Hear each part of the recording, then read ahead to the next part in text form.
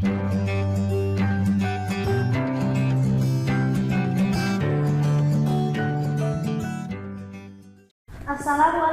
warahmatullahi wabarakatuh.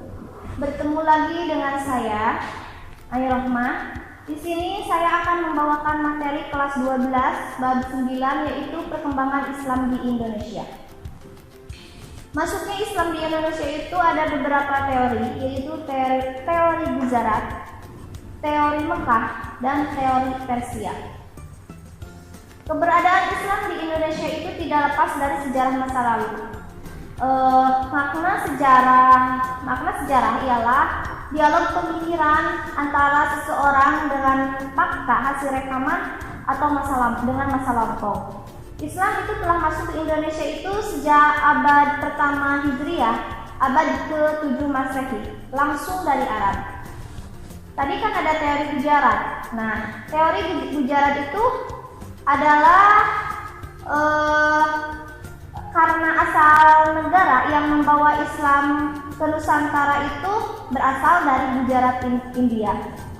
Pendukung teori ini umumnya sejarawan Barat dengan bukti atau dengan alasan sebagai berikut. Satu, kurangnya fakta yang menjelaskan peran bangsa Arab dalam menyebarkan Islam di Nusantara. Sedangkan di sisi lain hubungan dagang Indonesia itu dengan India telah terjalin lama. Yang kedua, adanya bukti batu nisan Sultan pertama dari kerajaan Samudra Pasai, yakni Malik As-Saleh, yang wafat pada tahun 1297 Masehi.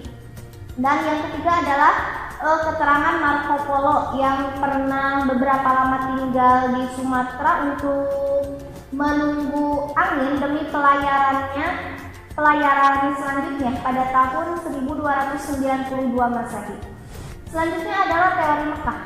Sejak tahun 1958, teori Gujarat itu digugat dan dikoreksi oleh Profesor Dr. Hamka berdasarkan pandangannya dengan bukti atau ulasan sebagai berikut. Yang pertama, peranan bangsa Arab sebagai pembawa Islam di Indonesia tidak bisa diabaikan.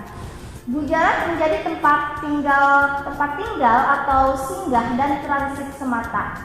Kota Mekah dan Mesirlah sebagai tempat pengambilan ajaran Islam. Yang kedua, di Nusantara abad ke-13 telah berdiri kekuasaan politik. Jadi Islam masuk ke Nusantara itu jauh sebelumnya, yakni pada abad ke-7. Berdasarkan pendapat ini, apabila masuknya Islam di Indonesia disamakan saat berdirinya kekuasaan politik, sebab ada rentan waktu yang panjang antara masuknya Islam dengan berdirinya kekuasaan politik Islam. Yang ketiga adalah telah ditemukannya perkampungan Arab di Barus. Barus itu adalah sebuah kota pantai sebelah barat Sumatera. Ditandai adanya makam Syekh Mukaidin tertanda tahun 674 Masehi. Yang keempat, berita Tiongkok yang menyebutkan Raja Aceh mengirim utusan ke Ratu Sima atau Raja Kalingga Jawa Barat dan menyebarkan pundi-pundi berisi emas di tengah-tengah jalan untuk menguji amanah dan kejujuran warga negeri itu. Menurut Hamka, raja tersebut adalah Raja Arab Islami. Yang ketiga adalah teori Persia. Teori ini mengatakan bahwa pembawa Islam ke Indonesia itu berasal dari Persia, yaitu ditandai adanya satu, penggunaan kosakata Persia dalam bahasa Indonesia. Contohnya Kandiri, Astana, Bandar, Bius, Laskar, Nahkoda, Tamasya, Anggur, dan lain sebagainya.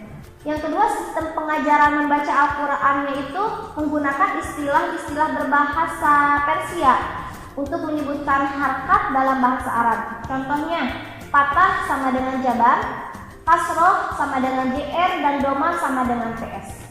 Dan yang ketiga adalah dalam sastra Islam Nusantara munculnya pengaruh sastra Persia dan India terlihat pada munculnya karya-karya terjemahan berbahasa Persia seperti Kisai Emir Hamzah dan sebagainya. Cara-cara penyebaran Islam di Indonesia ditempuh melalui cara sebagai berikut. Yang pertama, damai bijaksana dan dilandasi keramahan. Semuanya itu sesuai dengan tuntunan Islam, bukan melalui jalan paksaan, kekerasan, apalagi peperangan. Yang kedua, akulturasi budaya.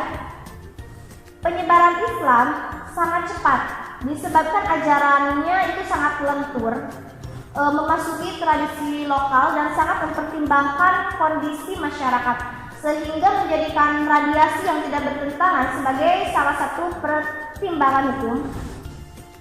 Adapun tentang golongan masyarakat pembawa Islam ke Indonesia, para ahli umumnya sependapat, yaitu kaum pedagang muslim.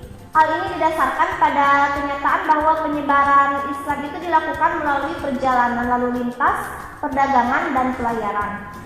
Nah, baru kemudian pada masa-masa berikutnya terdapat para mubaligh yang tugasnya itu khusus mengajarkan agama Islam. Berkat mereka inilah proses Islamisasi berjalan dengan cepat. Mereka mendirikan pondok, pesantren, dan mencetak kader-kader ulama Islami seperti santri, mubaligh, dan dai. Terkait proses Islamisasi di Indonesia, ada beberapa jalan yang ditempuh, yaitu melalui perdagangan, perkawinan, pendidikan, tasawuf, dan kesenian. Islamisasi melalui perkawinan itu pengaruhnya lebih besar. Jika yang menikah dari kalangan berpengaruh atau bangsawan atau penguasa, misalnya perkawinan Putri Campa dengan Putra Brawijaya, atau antara Sunan Ampel dengan Nyi Gede Manila atau Babat Tanah Jawa. Nah, berdasarkan Babat Cirebon disebutkan tentang pernikahan antara Putri Kaungaten dengan Sunan Gunung Jati. Selanjutnya, pendidikan juga memegang peranan dalam proses Islamisasi melalui para kiai dengan pondok pesantrennya. Semakin terkenal kiai, semakin terkenal pula pesantrennya, sehingga membawa pengaruh ke daerah yang sangat luas. Pada masa pertumbuhan Islam dikenal adanya pesantren Ampel, Delta milik Sunan Ampel, dan pesantren Sunan Giri di Gresik. Selanjutnya, tasawuf juga berperan karena memudahkan penerimaan masyarakat non-muslim terhadap budaya Islam. Begitu juga melalui tasawuf, Islam mudah diterima oleh orang-orang yang telah memiliki dasar-dasar keutuhan yang benar. Kemudian proses Islamisasi melalui kesenian. Tampak jelas bukti peninggalan sejarah seperti seni ukir, makam, tradisi sekaten, seni wayang, dan sebagainya. Selanjutnya, strategi dakwah Islam di Indonesia. Dakwah Islam di Nusantara itu tidak terlepas dari keberadaan Wali Songo. Mereka adalah tokoh yang dikenal sebagai perintis awal dakwah secara masif, yang menyisakan jejak-jejak sufisme pada Islam Nusantara, terutama wilayah Jawa. Pengertian strategi itu adalah usaha untuk menguasai dengan mendayagunakan semua sumber daya untuk mencapai tujuan. Adapun langkah dan strategi yang tempuh dapat dibagi menjadi 3 bagian. Yang pertama, dilakukan secara bertahap. Selanjutnya, tidak menyakiti atau para dai membawa Islam tidak dengan mengusik tradisi, bahkan tidak mengusik agama dan kepercayaan, tetapi memperkuatnya dengan cara Islami. Yang ketiga adalah membangun basis kader yang bersifat personal. Sejak dini melakukan kaderisasi generasi muda sehingga memiliki ketangguhan di bidang akidah dan ideologi. Contohnya, Raden Patah dan Raden Paku atau Sunan Giri menjadi murid Sunan Ampel. Selanjutnya, yang keempat, membangun basis teritorial. Kerajaan Majapahit yang dalam situasi lemah merupakan momen sangat tepat bagi terbangunnya wilayah basis target dakwah. Dan yang kelima adalah melakukan dakwah persuasif kepada masyarakat. sebagai upaya pengamalan ajaran Islam sangat dibutuhkan dukungan masyarakat. Oleh karena itu, dakwah yang persuasif sangat dibutuhkan untuk menarik simpati masyarakat. Selanjutnya, perkembangan Islam di Indonesia. Pada abad ke-14 di Sumatera telah terbentuk kerajaan Islam, yaitu Samudra Pasai. Melalui kerajaan ini, Islam berkembang ke Malaka, artinya dari Malaka ke Pulau Jawa. Masyarakat Muslim di Jawa Timur terbentuk pada masa kerajaan Majapahit. Saat Majapahit mengalami kemunduran, muncullah kota Tuban, Gresik, dan Demak sebagai pusat penyebaran Islam, yang pengaruhnya itu meluas sampai Maluku. Melalui Demak, Islam meluas sampai ke pesisir utara Jawa Barat, yaitu Banten, Sunda Kelapa, dan Cirebon. Di Jawa ini dikenal Wali Songo yang merupakan tokoh-tokoh ulama penyebar Islam. Mereka itu adalah yang pertama Maulana Malik Ibrahim, nama lainnya adalah Maulana Maghribi. Disebut Maghribi karena asalnya itu dari Persia. Pusat kegiatannya itu di Gresik, Jawa Timur. Yang kedua adalah Sunan Ampel atau Ngampel. Nama kecilnya itu adalah Raden Rahmat yang Raden Rahmat itu berkedudukannya di Ngampel atau Surabaya. Melalui peran beliau, lahirlah generasi Islami yang tangguh. Salah satunya Raden Patah, Sultan pertama Demak. Yang ketiga adalah Sunan Giri. Nama aslinya Raden Paku. Beliau adalah murid Sunan Ampel dan pusat kegiatannya itu di Bukit Giri atau Gresik. Yang keempat Sunan Bonang. Nama kecilnya itu adalah Makdum Ibrahim, putra Raden Rahmat yang berkedudukan di Bonang dekat Tuban. Dan yang kelima sudah Sunan Derajat. Nama kecilnya itu adalah Malik Muni, juga putra Raden Rahmat dengan pusat kegiatannya di Derajat dekat Sedayu, suatu wilayah antara Gresik dan Tuban. Yang keenam adalah Sunan Kalijaga. Nama aslinya itu Raden Sakib. Pusat kegiatannya di Kadilangu, Demak, Jawa Tengah. Yang ketujuh Sunan Gunung Jati, disebut pula Syarif Hidayatullah, berkedudukan di Gunung Jati, Cirebon. Yang kedelapan adalah Sunan Kudus yang berkedudukan di Kudus. Yang kesembilan adalah Sunan Muria yang berkedudukan di Gunung Muria dekat Kudus. Selanjutnya, tugas-tugas Wali Songo dalam mengubah dan menyesuaikan tatanan nilai-nilai budaya masyarakat itu sebagai berikut. Yang pertama Sunan Ampel membuat peraturan-peraturan yang Islami untuk masyarakat Jawa. Yang kedua itu Sunan Gunung Jati. Sunan Gunung Jati yang ada di Cirebon itu mengajarkan tata cara berdoa dan tata cara pengobatan serta tata cara membuka hutan. Selanjutnya Sunan Giri membuat tatanan pemerintahan di Jawa, mengatur perhitungan kalender, siklus, perubahan hari, bulan, tahun, minggu, dan menyesuaikan siklus Pawukon, juga merintis pembukaan jalan. Yang keempat adalah Sunan Bonang.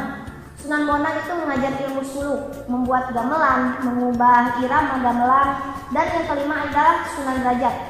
Sunan Derajat itu mengajarkan tata cara membangun rumah dan alat yang digunakan orang untuk memikul seperti tandu dan joli. Yang keenam adalah Sunan Kudus. Sunan Kudus merancang pekerjaan peleburan, membuat peraturan-peraturan undang-undang hingga sistem peradilan yang diperuntukkan orang Jawa. Selanjutnya, kerajaan-kerajaan Islam di Indonesia. Kerajaan Islam di Indonesia yang pertama adalah Kerajaan Samudra Pasai. Samudra Pasai merupakan kerajaan Islam pertama yang berdiri sekitar abad ke-13 yang dibangun oleh Laksamana Laut Mesir yang bernama Najimuddin Al-Kamil. Dan yang kedua adalah Kerajaan Perlak. Kerajaan Perlak ini berdiri sekitar abad ke-9. Perlak adalah sebuah nama kerajaan di Aceh Timur yang berada di tepi Sungai Paurelak.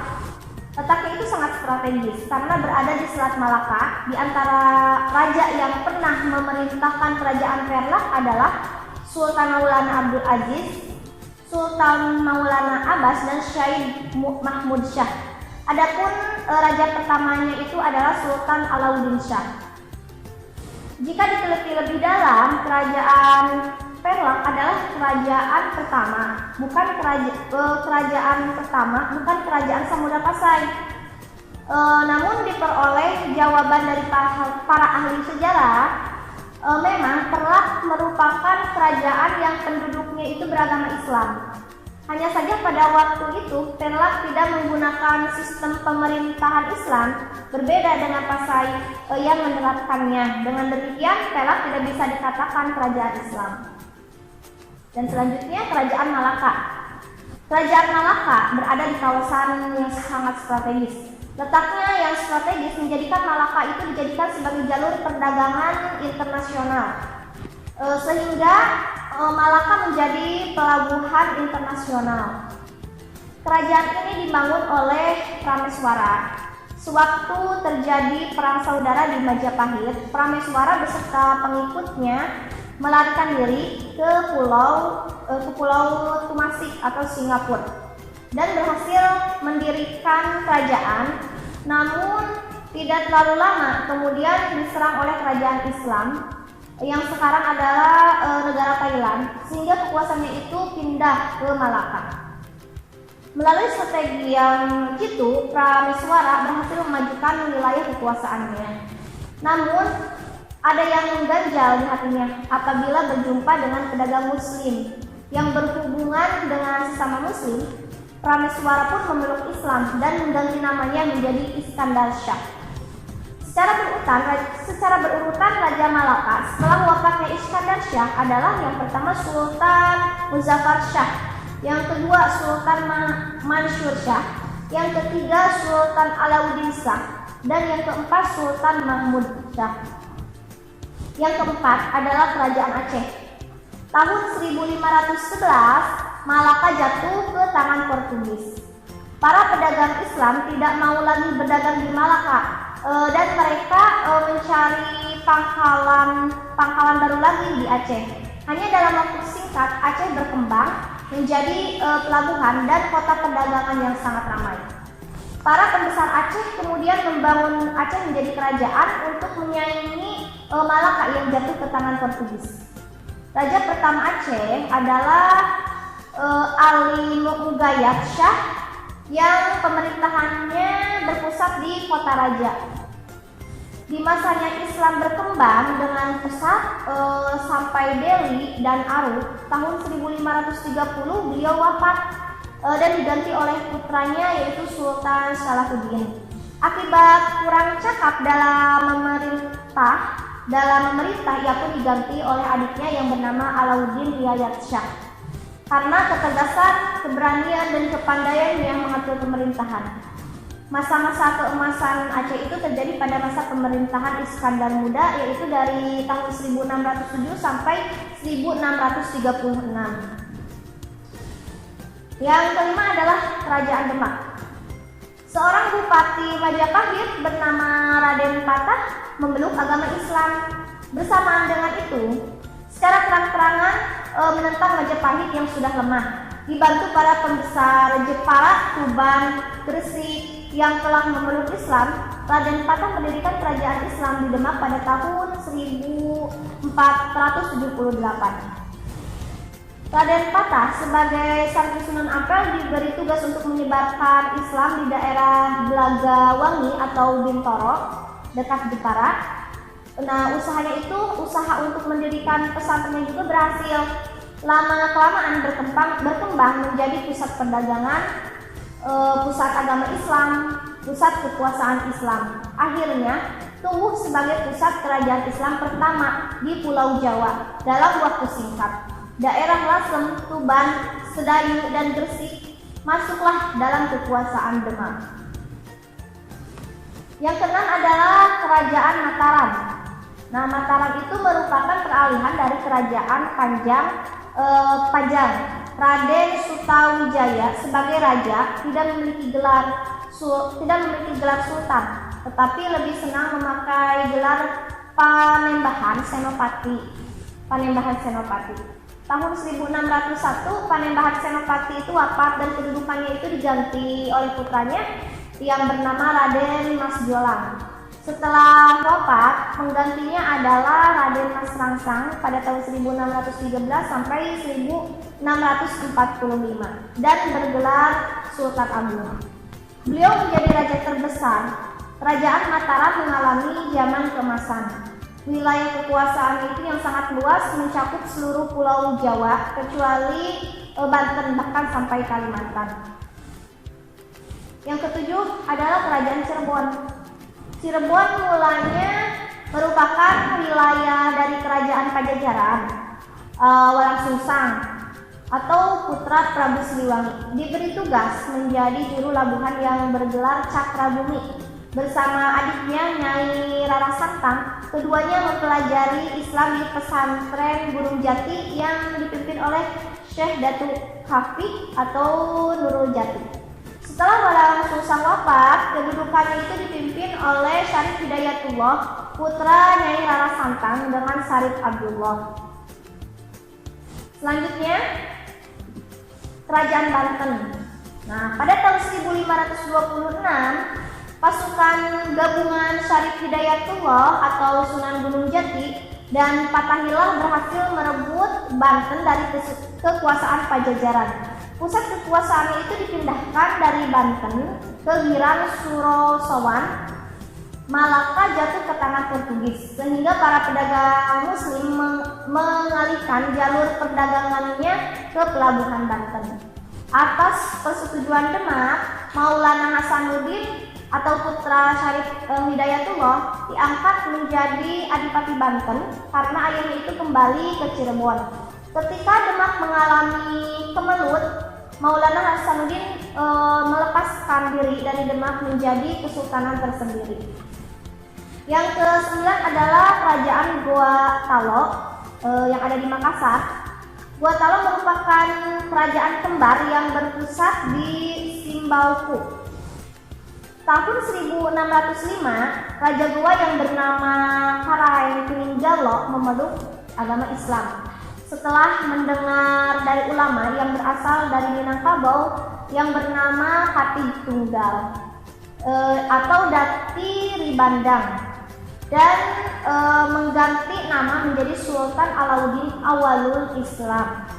Setelah Sultan Alauddin wafat, yang digantinya oleh putranya yang bernama Sultan Muhammad Syahid. Raja Gowa yang paling berani menentang penjajahan Belanda adalah Sultan Hasanuddin. Karena keberaniannya, dia dijuluki ayam jantan dari timur.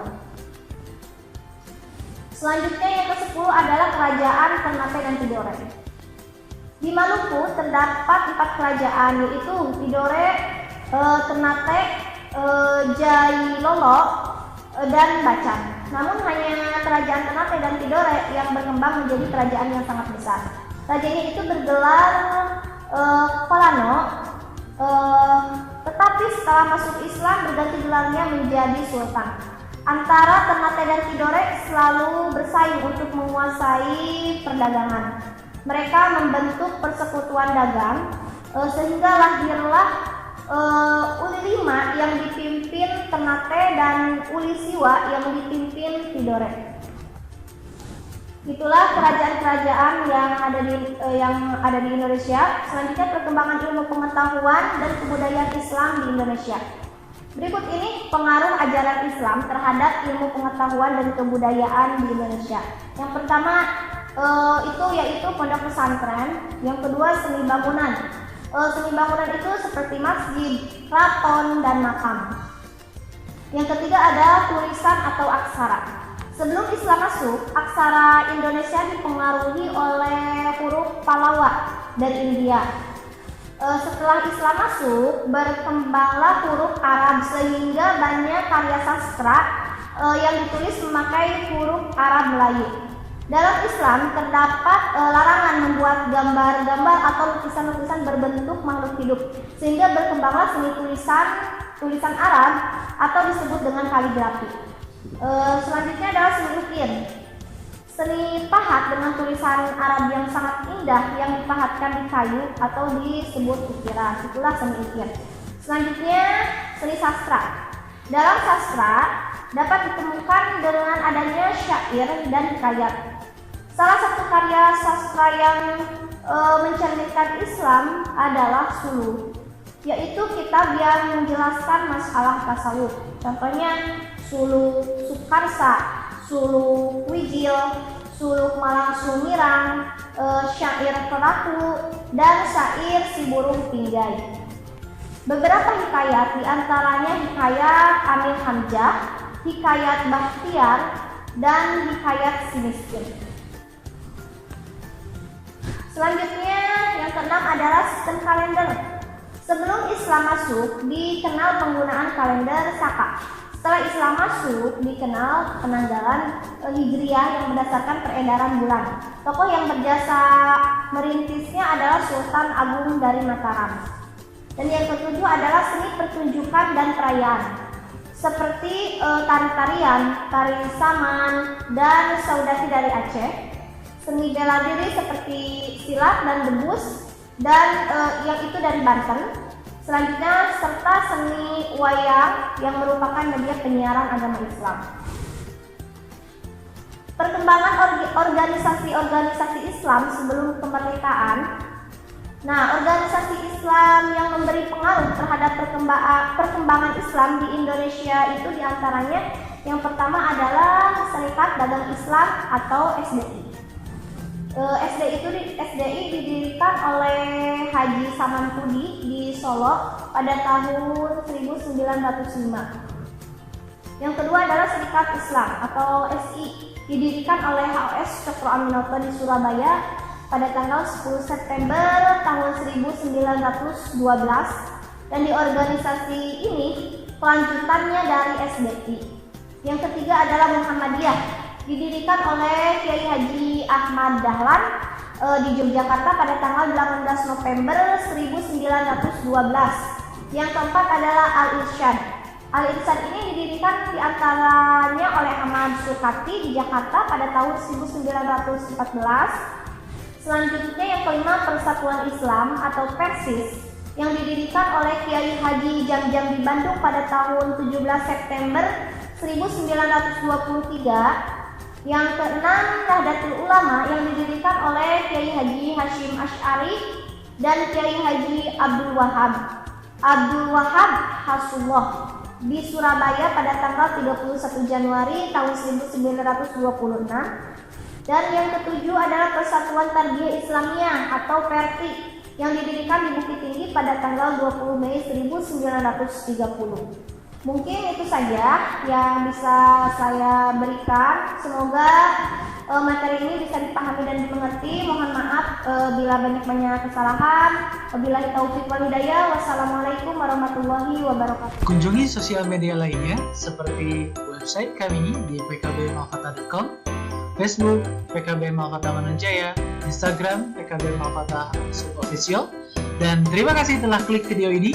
Jangan lupa like, comment, share, and subscribe untuk menunjukkan dukungan kamu terhadap channel ini. Enjoy the video PKB Malfata.